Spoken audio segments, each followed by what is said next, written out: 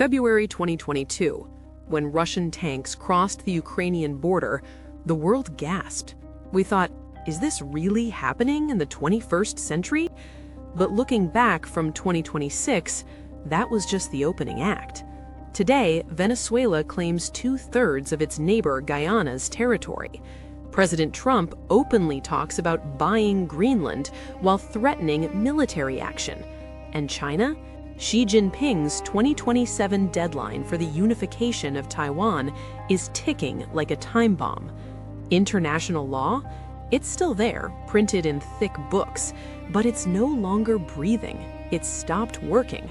Today, we look at the cold, hard reality of 2026, a world where the predators have stopped pretending to follow the rules. January 3rd, 2026, Caracas, Venezuela. Explosion sounds rock the capital as Delta Force operators storm the presidential palace.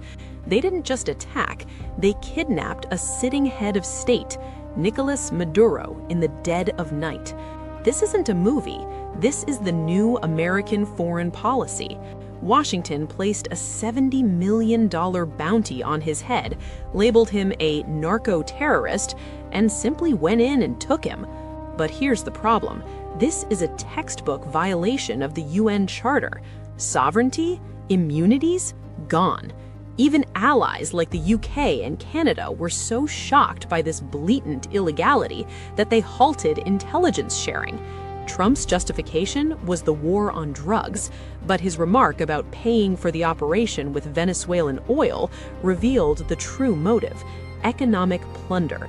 Maduro is currently in a Brooklyn jail, and U.S. oil companies are packing their bags for Caracas.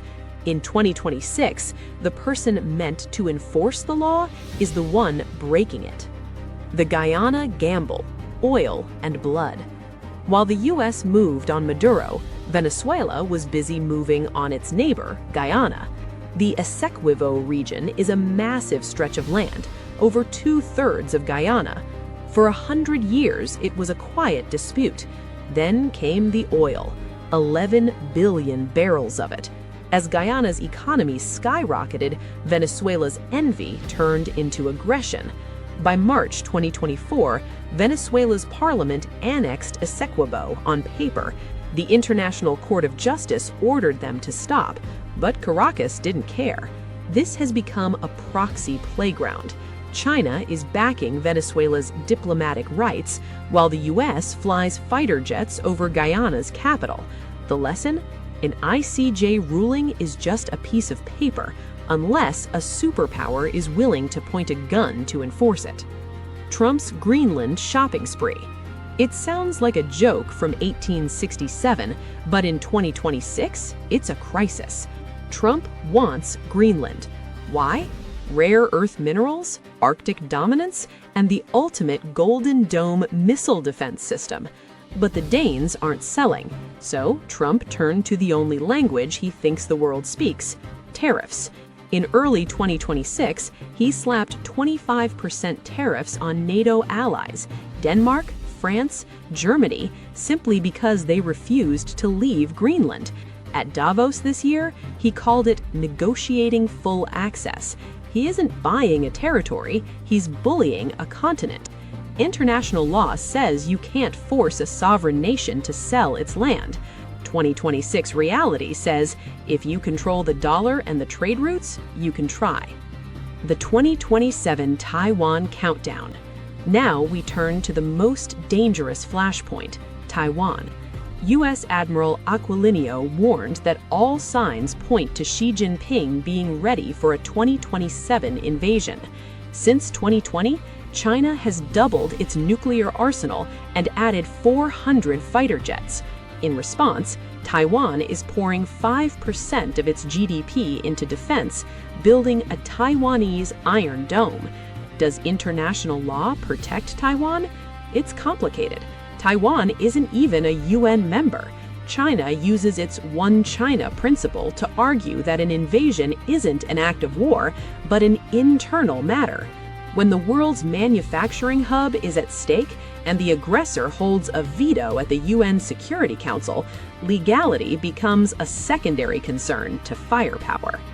Why the system failed? Look at Ukraine. The UN called it an invasion. The ICC issued an arrest warrant for Putin, and yet Putin is still in the Kremlin. The system has 3 fatal flaws. The veto cheat code.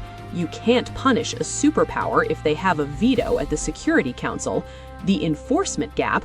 The ICC can't arrest people if they stay within their own countries.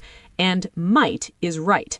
Decisions only matter if they can be tied to economic or military leverage. International law isn't dead, but it's changed. It's no longer a shield for the weak, it's a sword for the strong to justify their hunger. So what is the reality of 2026?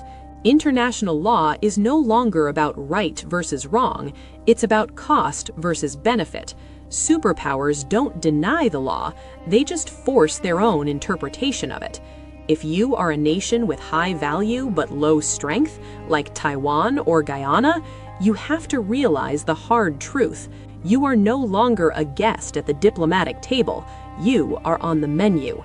The question for the rest of us is, in a world without a policeman, who will you call when the predator comes for you?